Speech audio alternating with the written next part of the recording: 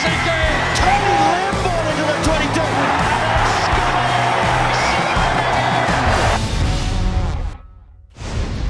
Hello, welcome to Eagle Eyed. I'm Bill Baker. This episode features USA Eagle Kristine Sommer. Kristine shares stories about her experiences overseas with the Harlequin Women.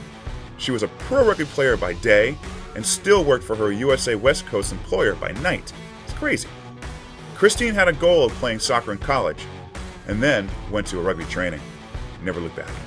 We'll hear her funny story about that, and she also tells us about the 15 Foundation that she and USA Rugby teammate Alicia Washington founded to help fund a women's program and much more. Enjoy the conversation. Thank you for joining me, Kristine. I really appreciate you jumping on today. Totally. How are you? What have you been doing to keep busy these days? Oh, man. I guess it depends on the day or the week or the month. I don't know.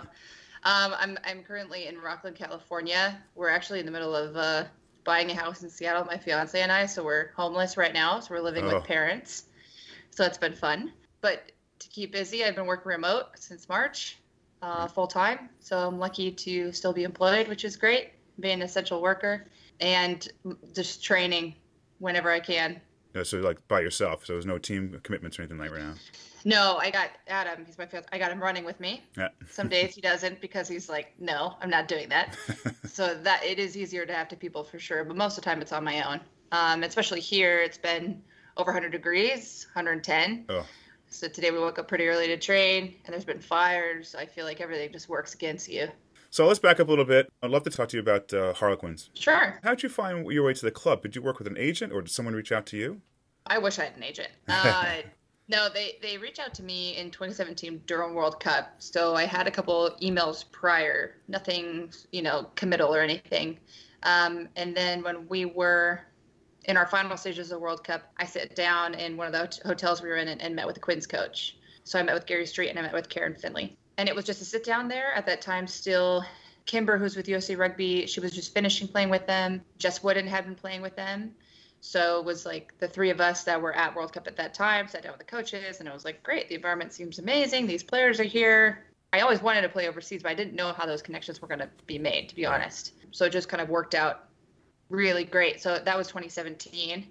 And I was expected to go then, but after World Cup, I had some repairs in my knee. So I pushed it off a season. It's just something I've been lagging on for a bit, Yeah, somehow made it work. I went for 3 months. I actually wasn't going to come back for the spring, but then I ended up going back for the rest of the season for like, I think it was 2.5 months or something like that. But yeah, kind of surreal how quickly that happened and how quickly it ended. Yeah, right. And pretty incredible experience, not just the level of play or training, but just the experience of living abroad. Yeah, it's kind of like joining a new school, Yeah. You don't really know anybody. Like that was a little intimidating. Obviously, also they're all the international players from all these different countries you play against or you've heard about. Yeah. So meeting them in person is a little bit surreal, and then you realize that they're just normal people, just athletes like you, just trying to do their best, whatever. But the atmosphere for sure was insanely competitive. It was definitely as full-time as I have been. Wow. With the caveat that I was still working on Pacific time. So I would start work at like 5 p.m. Oh, you had that job still. Yeah, wow. I still had the job. Holy cow. So until 5 p.m., I was a full-time rugby athlete, Yeah. which I was totally okay with. Forwards drive again, this time through. The American Kristine Sommer is... It was pretty incredible. It was the most games I got in, the most competitive games back-to-back. Right. So I felt like I was just in a routine of the Monday, Tuesday. I think we did some tempo sprints or skills on Wednesday, train Thursday, and then the game on Saturday. You got into the repetition of like film on both days where you review what you did last week, and then Thursday we prep for the next game. So you get really used to film review with your team, which we don't really do with the clubs in the States. Right. We're doing a little more with Seattle, but not to the in-depth player review that we did. You get used to seeing stats. So there's a lot of statistical review that comes out after the game, how you compare it against your teammates, tackles, line breaks. So it's very detailed. Wow. And it's just like put up. It's just like after the game, you see it. It's just like, so it's kind of like seeing if you get picked for a team. You look for your name and you like scroll over. But I just like jumped right into it. I got there, train, play. and then that just became repetitive. So for that season too, because Rob Kane started to be our USA coach. Mm-hmm. He was a previous Saracens women's coach. It worked out for me because we were having games and camps, and he was like, just stay there, stay in the UK, play your games. Like, you're going to get so many more repetitions and just so much more game time than women are getting right now that, like, we'll evaluate you later. Just play. All right, so coming back over to the States with the WPL, obviously, well known what happened to Glendale, unfortunately.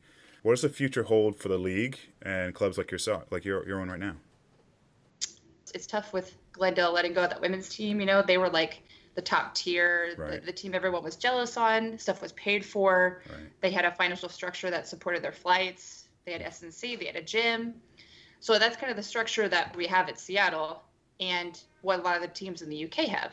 It's a lot of like the ground support. So it's like whatever players were going there to be supported.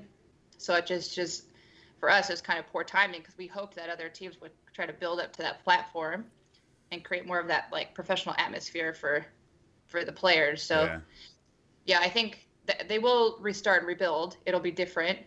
I hope though that other teams in the WPL continue to ramp up support for the game. I think that there are definitely more sponsors looking at supporting women in sport. Good. And that we can probably grab some of those for the WPL itself.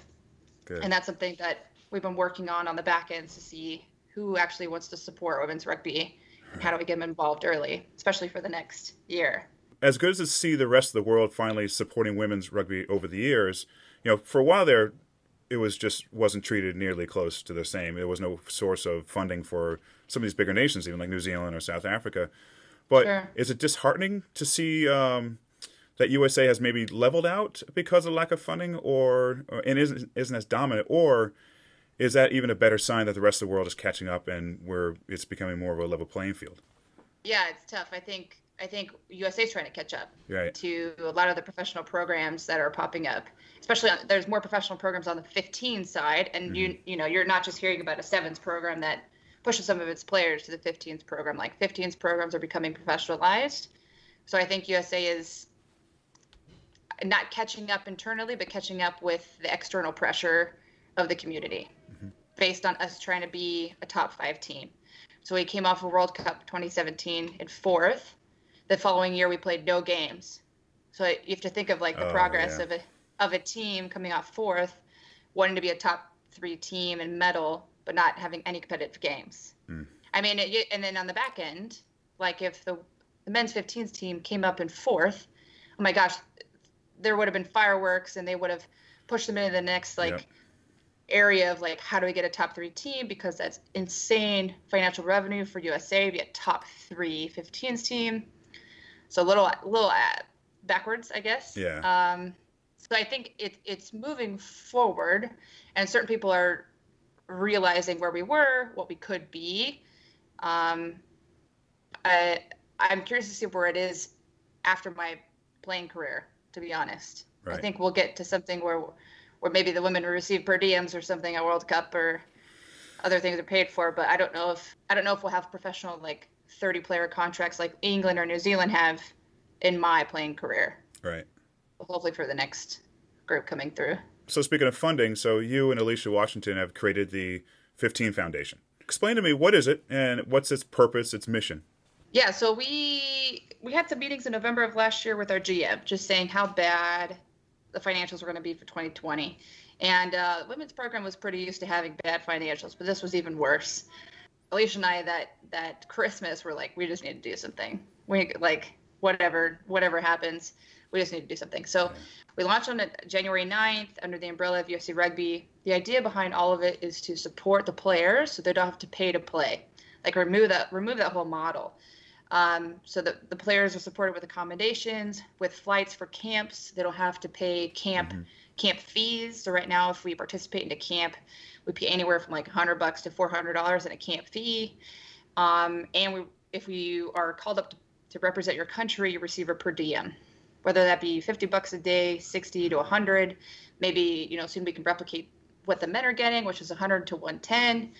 Right. That's the idea behind it, because we're spending a ton of money out of pocket, and we were losing a lot of players in our pool due to you know, their wealth or their family support, because I couldn't support them financially to compete. So it's kind of a bummer. So we did that.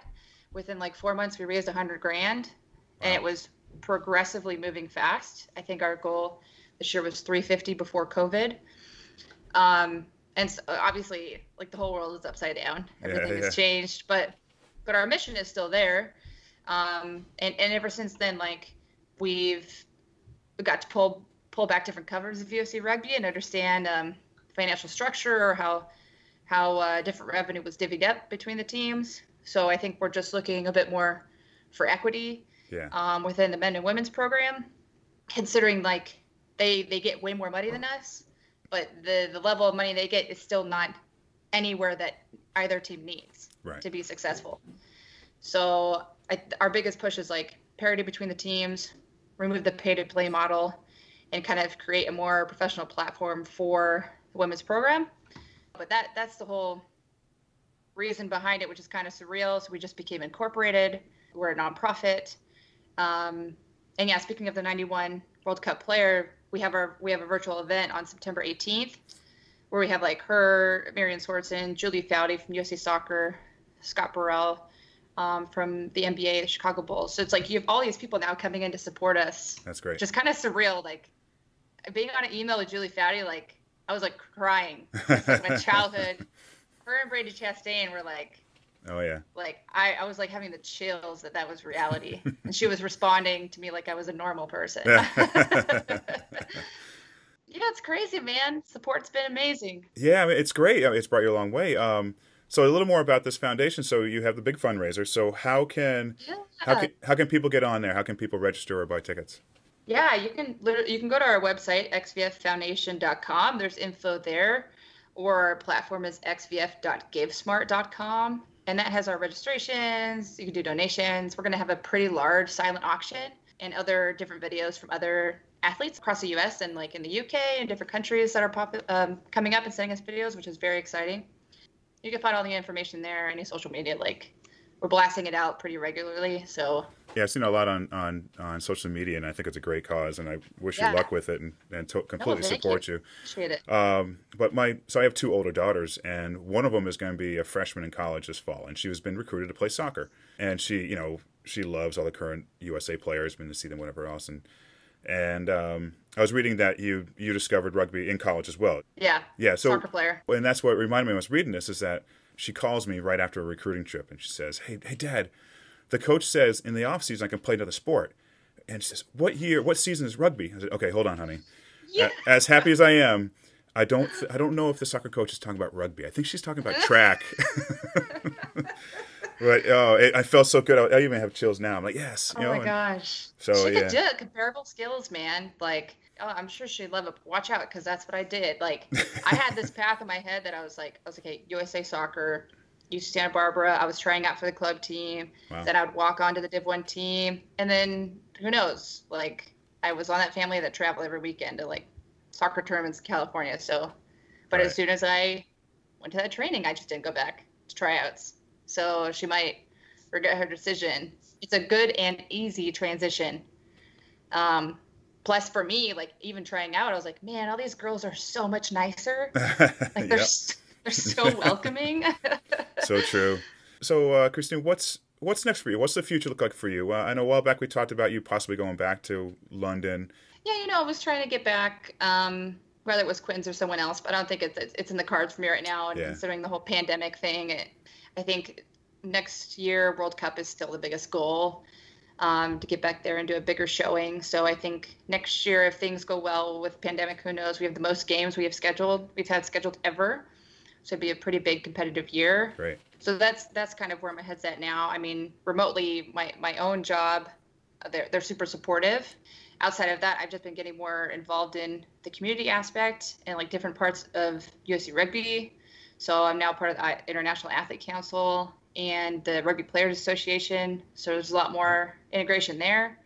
So I think as a lot of the women too become senior players, we try to get involved at the back end and see how we can make the game better. So like, that's one of my goals. And obviously, like, the ultimate goal is World Cup next year. Yeah. And then, after that, like, It's like, do I have kids? Can I come back after I have a child? Those are all big questions. I mean, Adam can't have a kid. No. I have to have it. Darn him. So, yeah, that's like post 2021, but everything's moving so quickly. You know, I wish you luck in the future. You've been a lot of fun to keep track of and watch. This has been a lot of fun talking to you, and hopefully we can do it again soon. Yeah, you know, catch up same. again as the seasons kick in. Yeah, I mean, I could give you whatever info you need, like I did when I was abroad. You know, I think we just need more people to spread awareness about the women's game, where they're at, who they're playing for, get more information out there, video highlights, you know. So we appreciate everything that, you know, Eagles Overseas does, or else a lot of that information wouldn't get out. Right. So, or get out to the States where people pay attention to it. Mm-hmm. So, yeah, it's super helpful. I appreciate it. Well, thank you so much, Kristine, and enjoy the rest of the day, and get your fiance out there running tomorrow morning. You as well. Okay, thank you. Thank you.